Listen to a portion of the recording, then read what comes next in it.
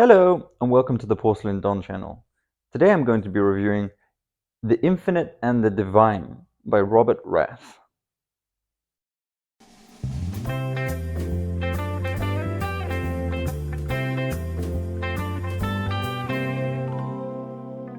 Hello, so as I said, today I'm going to be reviewing Infinite and the Divine by Robert Rath.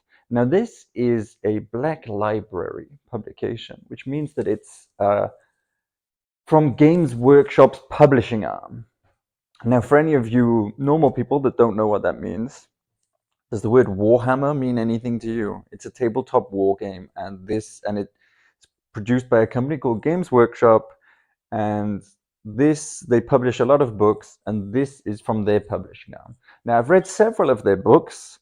Some are good for what they are, some are terrible for what they are, some are terrible in general.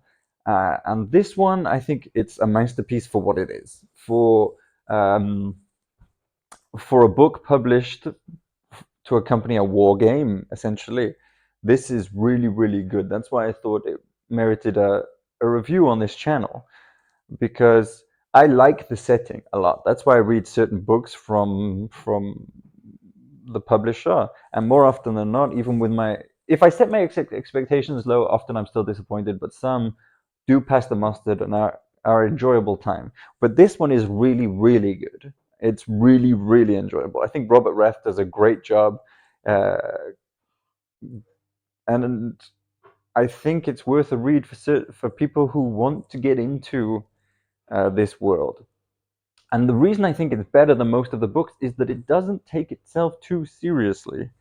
It's not so grim dark. It's very, very light-hearted, and it's a good example of using the setting to tell a new story. Because most of the books that I've read, I don't blame the authors, because they made to write 4 or 5 or 6 books a year, so they do the best they can, and sometimes they do quite well.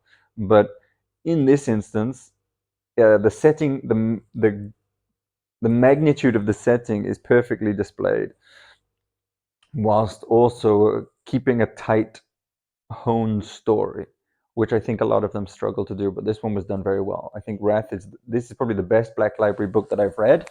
It talks about two Necrons, which are essentially undying space robots, sentient space robots that weren't robots, but then gave up their bodies so they could fight star gods, something like that, essentially.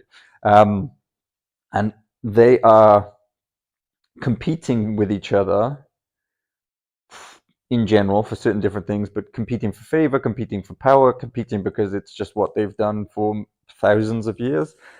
And it's so funny. The book takes place over thousands and thousands of years, and it's basically if you take grumpy old men and you paint on a Warhammer skin. Do you like my terminology, young people? Paint on a Warhammer 40,000 skin, and that's what you get. They just if grumpy old men had essentially unlimited political power and quite a lot of physical power and were more or less immortal, this is what you would get. The story beats are funny, the stakes are funny, the ending is funny. I've recommended this to several of my friends who do like the setting and have read certain books, and some of them have read it and they loved it. So if you are looking to get into the setting, or if you know a little bit about the setting, pick this up. I don't think you can read this. I'm not sure, but I don't think you can read this book without knowing a little bit about the setting, without knowing, who the Eldar are, who the Orcs are, who the Necrons are, what Exterminatus means, perhaps. Tyranids, like these kind of things, but you can pick them up very quickly, and they just sort of add a little bit more depth to this book that I think is hilarious. But yeah, if you do know a little bit about the setting, or you want to know a little bit about the setting, and you want a book that's great, like a holiday read, or because it's very short, a holiday read, or like me, you have a young child and you're exhausted, so you don't read as much as you'd like to, or you just want to have a good time, pick this book up. It's really, really fun.